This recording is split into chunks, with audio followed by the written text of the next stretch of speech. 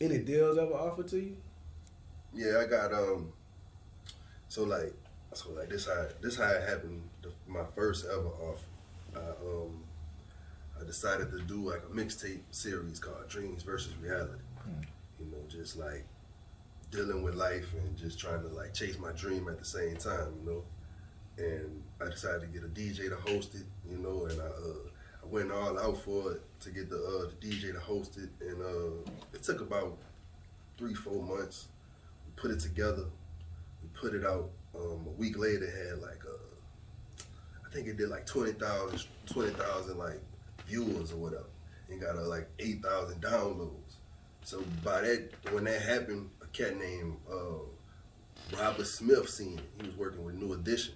Come on. Yeah, so that happened, and I hit him. He was reposting it, so I hit him. I was like, man, I appreciate you, you know what I'm saying, for reposting. He was like, man, I love your CD. If anything come up, I'll get with you. So 2-3 months go by.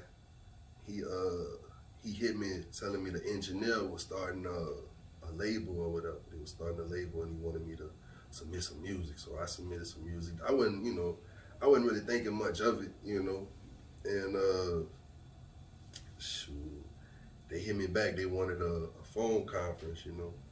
So I ran in with them, and they offered me like a single deal, you know, just something to help me like push and get out there, you know. But they had signed to some other artists too, so they was trying to do like this little project, you know.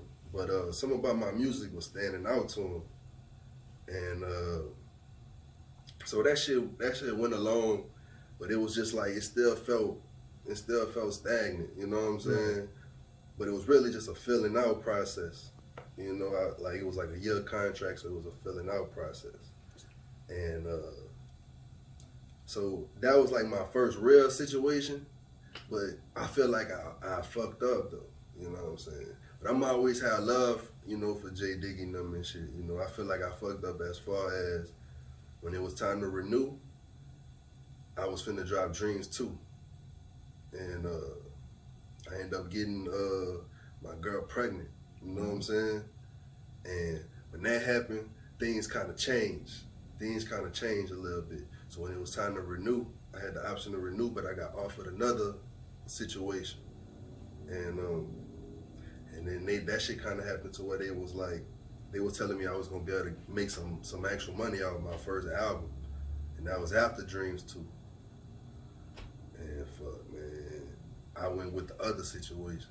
You know what I'm saying? Right, I got you. Yeah, and it was just a gut call. It was just like one of them fucking survival things. It was like, man, I got a daughter now. Straight up, life. You know what I'm saying? And I'd have been in this situation already for a year. It's like, it's a good situation, like these good people. You know what I'm saying? It just, man, they was like, the way Block was talking, like I was gonna be able to grow. You know, and this around the time when Spotify, Apple Music was really like just coming on. It was hard to get on there. Right. You know what I'm saying? And so I went over there, and that shit kind of, you know, messed me up. That's what made me take 2 years off, because I had to take 2 years off, you know. That was contractual, or that was just losing a little drive? No, that was contractual. Man, that's unfortunate. Yeah, and that's when My Life Through Music came out. And see, that's when I got on. Like, I used to see the little Facebook videos you'll drop, you know what I'm saying? And I tell artists right now, listen, man, I'm not the dude to discover music on Facebook. I'm gonna see the videos, I'm probably gonna swipe by. If I see it enough, I'm gonna listen. It's when I see your music in places I look for music. When I seen your shit on Apple, on streaming service, I'm like, all right, this dude's serious. Mm-hmm. Let me give it a listen. You know what I'm saying? I ain't gonna lie, boy. Before I knew who you was, like, you used to tag a lot of people and shit when you share. Yeah. It's like, nah, what the fuck this is? You know, tagging bullshit, man. I'm about to block that nigga, man. Oh, man. You give it a listen. You Yeah. be like, all right. But one day I clicked on that shit and listened. I was like, all right, Bro. let me check this out. Like, this is my vibe. This is my. It's different, different home of music for sure. Yes, indeed. Yeah, but that go back to even Dreams 2. When I did Dreams vs. Reality 2, it was like Because when I did part 1, I still was trying to cater to a whole bunch of different audiences. You know what I'm saying?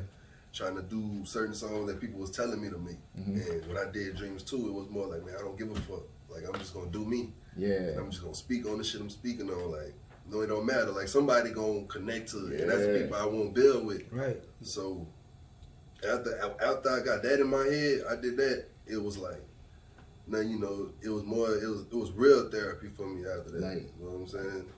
You know, I got on you in my life through music. Yeah. Like, and I remember listening to it going, Usher. Right. I'm like, damn, boy, I text him. I'm like, man, go. And I think for a while you didn't listen to it. I was like, man. Yeah, because this what I'm like, man, go check Young D out, bro. And I've been had to download it. Man, listen, if you a 985 artist, let me tell you what, I done downloaded the shit. I got it. You know what I'm saying? I might have to wait a little while to get my normal stuff out of rotation to bump it like talking about, but I'm gonna listen to it. And once, like he said, once he told me I got on it, man, it's just like for sure. That's that therapy, dog. Like, like, you know what I'm saying? I can remember looking out the side of the boat or something. Some days with my feet up, looking at the ocean. That's when I'm jamming.